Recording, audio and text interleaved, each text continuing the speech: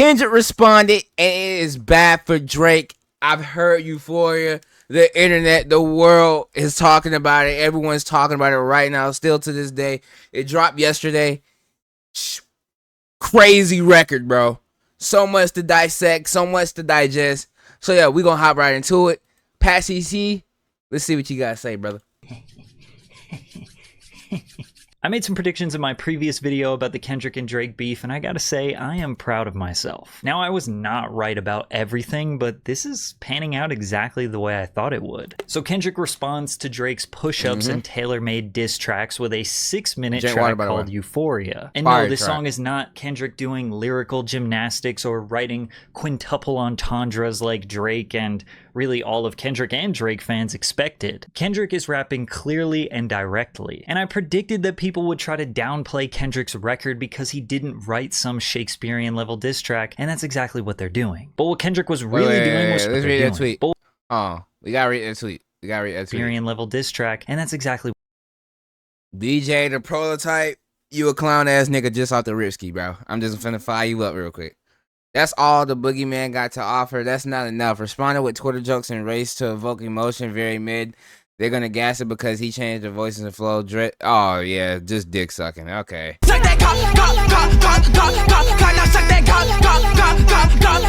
Straight dick sucking, bro. Holy fuck.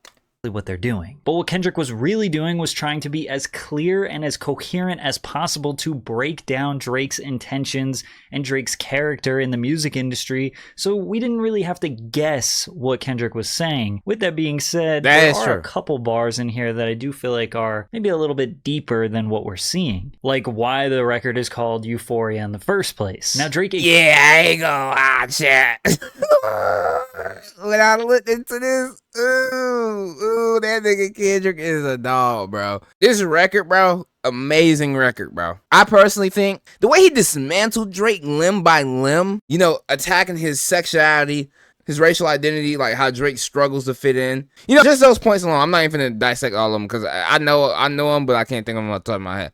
It's just the way that he attacked Drake. And then what blew my mind even more about this situation was that he said that, you know, this is just a light fade, bro. And what made me, you know, kind of feel like in my mind that this was just a warm up to me personally was towards the end of the track when he did the whole boogeyman thing. He was like, ooh, like it's kind of like the boogeyman. He's coming, bro. So if this is just a warm up, bro, I was just talking to my brother on the phone about this. If this is just a warm up, bro, I hate to see what Kendrick has for Drake for real. Like, oh my god, bro. Produced a really popular TV show called Oh, and then the diddler stuff, if you know what I'm talking about, the kitty diddler stuff. Yeah, that was kind of, you know what I mean, Drake, they ain't looking good, bro. Euphoria. And initially I thought this was Kendrick just on his genius SEO marketing strategy. Every time someone types in Drake Euphoria, Kendrick's song comes up. But then again, one of the main things that happens during the show Euphoria is just teenagers having sex. Why is Drake executive producing a show where teenagers are constantly having sex? But considering that, it made me think about this next bar a little bit deeper. I make music to electrify them. Yeah. You make music to pacify them. On the surface, Kendrick is just saying his music is exciting and Drake's is boring. But the use of the word pacify could be strategic here. Pacify means to soothe. It's like, you know, pacifying a baby, pacifying a child. And we all know what a pacifier is. So maybe he's kind of leaning into the whole Drake is a pedo type of thing. And Drake did predict that Kendrick would say that Drake likes young girls, and we talked about that before, so there's something cooking there. But as I take you through the rest of the track, there's nothing in this song that's extremely layered. Like, sure, people are gonna dissect it to the craziest degree, but for the most part, Kendrick was as clear as he possibly could be. Kendrick starts off the record by doing the classic reversed audio. Ooh, so cryptic. What could it possibly say? Everything they say about me is true. Yeah, everything they say about me is true. Tommy Hilfiger stood out, but FUBU never had been your collection. Now, Tommy Hilfiger has been long rumored to be an anti-black racist. Well, damn. FUBU is a black-owned clothing brand. So Kendrick is basically... Damn. So, like, I thought it was just a black people thing. Like, niggas just was talking, bro. Oh, man. I was just finna buy some Tommy Hilfiger slides and underwear. Never mind, bro. You ain't getting my money for it, nigga. Fuck you. Fuck you. saying that Drake chooses to side with someone who is allegedly anti-black, but Drake has also worn FUBU before, so I'm not really sure Kendrick is 100% factual here. But one of the main angles throughout this entire diss track that Kendrick takes is actually what Rick Ross has been saying on social media this whole time. That Drake is a white boy, or isn't black enough, or has always tried so hard to be accepted by black culture. How many more fairy tale stories about your life till we had enough? How many more black features till you finally feel that you're black enough? Kendrick also said, I even hate when you say the N-word. But that's just me, I guess. And then the outro of Euphoria is him saying, nobody wants to hear Drake say the N-word anymore. So this... Bro, and you know what's crazy? This is genius by Kendrick, by the way. This is absolutely genius. Because every time you hear Drake from now on saying nigga, you're gonna be like, you're just gonna think of Kendrick like, nah, nigga, this don't, you know what I mean? You know what I mean? I don't feel right no more. Like, this, that's so genius, bro. There's a beat switch around the 1 minute mark that really turns up the energy. The beginning was slow and somber and almost romantic. I thought my prediction of him making a pop record was going to come to fruition, because if you remember, that's what I thought he should do. So I was like, damn, bro, I might have had this on the money, but it turns up into a rap record for sure. But after the beat switch, like, Kendrick is mostly focused on making a hot record for the radio. It's not very diss heavy in the beginning, but I thought these bars were funny. The very first time I shot me a Drake, the homie had told me aim it this way. I didn't point down though. Today I show you I learned from those mistakes. Drake previously said that Kendrick never shot a gun or never did any type of violent crimes. Was this Kendrick saying, yeah, I have shot a gun and here's the story? Probably not. This was just Kendrick saying that he's going for Drake's head, you know, headshot. Come on. Kendrick said, yet he still go left, and I see two of them kissing and hugging on stage. Now, Drake is known for giving people their flowers on stage and telling the world how great they are, basically kissing and hugging them without actually physically doing it. But there is also a picture of The Weeknd and Drake where they look like they are about to kiss, and, you know, the internet's gonna do what it does and Photoshop them actually kissing. No, he's also saying that Drake goes left, aka Drake is gay, which Kendrick says throughout the song multiple times that he thinks Drake is gay. We hate the bitches you because they confuse themselves with real women. When I see you stand by sexy red. Chat, y'all think Drake gay? I don't think Drake gay. I don't think he's gay. I believe maybe that's just an OVO fan in me. I don't think he's gay though. You see two bad bitches. I believe you don't like women. That's real competition. You might pop ass with dog. When I was in the car, because I ain't gonna lie, I tried to wait till I got home to react to this shit, but like I was out all yesterday because it was my son's birthday. It was me and my girlfriend's 3-year anniversary. So like, yeah, tight shit. Bro, when I heard this shit, I turned it off and I just died laughing for like 5 minutes, bro. This is the funniest rap bar I've probably ever heard in my life. Kendrick is diabolical for this one. Oh, God. Drake definitely thinks he's a bad bitch.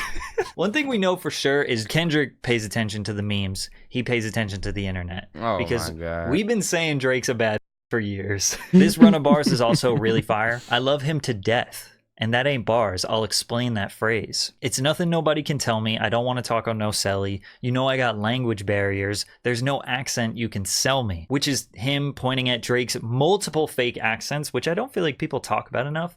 Drake can speak 9 different dialects, and just no matter where he is in the world, he's gonna just pick up on their accent. It's weird, and nobody ever really talks about it. Yeah, Cole and Aubrey know I'm selfish. The crown is heavy. I pray they my real friends. If not, I'm YNW Melly. Kendrick said he was gonna explain it. I love him to death. Melly loves his friends to death. Love him so much that you might kill them. Like Melly allegedly killed his friends. Yeah, fuck all that pushing P. Let me see you push a T. You better off spinning again on him. You think about pushing me. Kendrick is also saying what we've all been saying. Like, Drake, why are you going after Kendrick? Why not push a T? I just always think back to Drake on the podcast being like, when I was making the record, in response, which was a real record, I know people think it's like some myth. And I just found myself saying things that, like, one seemed really out of character just because I was like deeply invested in the situation and getting very angry, and saying things that I don't know if in 2 years I'd want to hear myself say. Really? God damn. Really? Just drop the record, bro. Kendrick says that people know him as a lover, but he's a hater too. I hate the way you walk, the way that you talk. I hate the way you dress. I hate the way you sneak this. Kendrick, My nigga, bro. I'm a D-word hater too, bro. I'll let that shit be known. Hey, look. You can ask my girl, bro. I will tell anybody I am a known hater. I don't give a fuck, bro. If I hate you, nigga, like I don't. Is there anybody in this world that I hate right now? Probably not. But if I hate something about you, nigga, I'm gonna let it be known, bro. I'm not gonna stomach that shit. Fuck that. So, as a real hater, my nigga. And this is where I'm doubling down on my thought that people are going to use this little run of bars as a way to devalue Kendrick's diss because it's blunt and direct rather than being some quintuple entendre. Again, people thought this was going to be this insanely deep writing that you needed an explanation for, but there's pretty much nothing in this song that you really need an explanation for. Like, it's very clear. So for a lot of people, it's going to seem like their expectations were not met. Like, look at my word for word prediction. People be like, damn, really took him 2 weeks to come up with this? This is what he was waiting for? And then look at this tweet. Can't believe Kendrick made his fans wait all this time for this Drake response. Drake was playing chess, bro. He knows all of you are bots. Your tweets, your words are predictable. Now, I did want Kendrick to make more of a pop record, but I personally like that Kendrick went more simple. It's Drake. He doesn't need to prove to the world or to Drake that he is a better writer and rapper than him. Wait, hold the fuck up. Hey. I ain't trying to fit in. I ain't trying to, I ain't play on to the diddler shit. Unless those are just titties. I don't know what. Those might be some titties, bro. I'm just gonna. Speaking of writers, Kendrick talks heavily about Drake's Ghostwriters, which is something that's been talked about for years. Ain't 20v1. It's 1v20 if I gotta smack dudes that write with you. Yeah, bring them out too. I clean him out too. Tell Beam that he better stay right with you. Drake probably has more than 20 ghostwriters. But Beam is a renowned songwriter who was also on my first album. Okay? Not to brag, but Drake uses Beam. Kendrick alleges that Drake needs Beam to make his hits, as Beam wrote Rich Flex and Major Distribution. And, Beam also threw me a little song from my album a few years ago.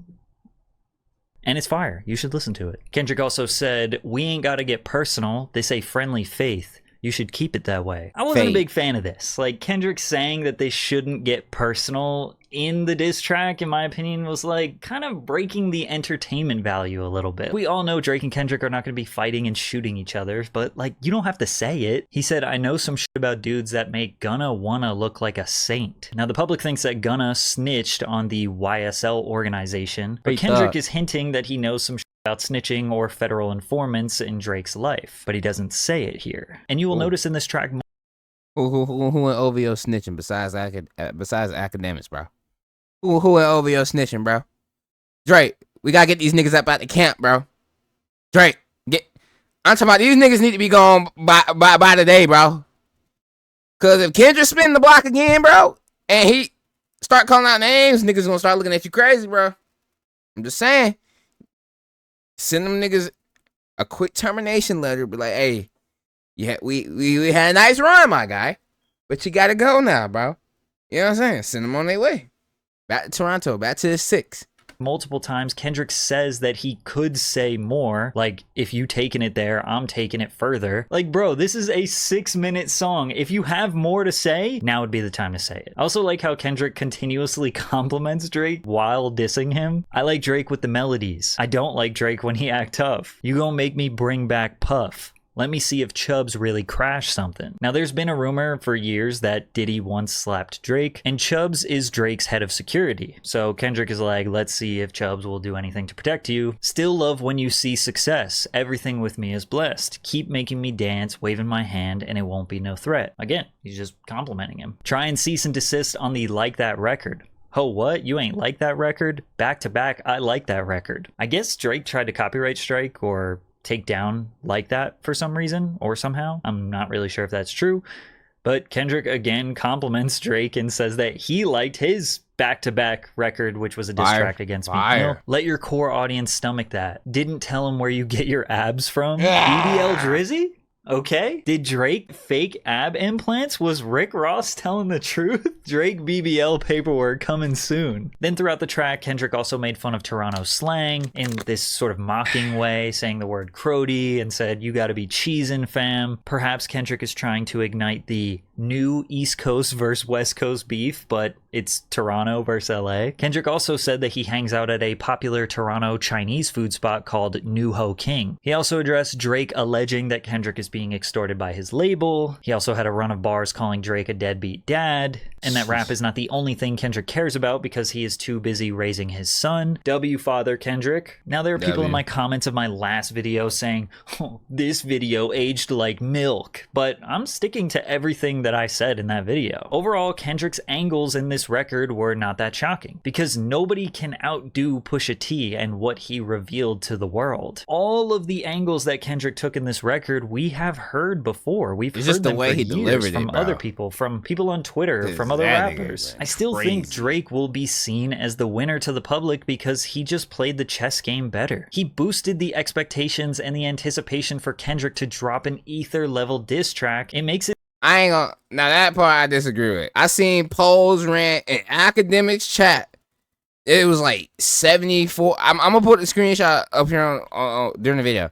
But I took a screenshot of the poll. Axe chat is OVO Dick Rider heavy, I'm not gonna lie. And they sided with Kendrick.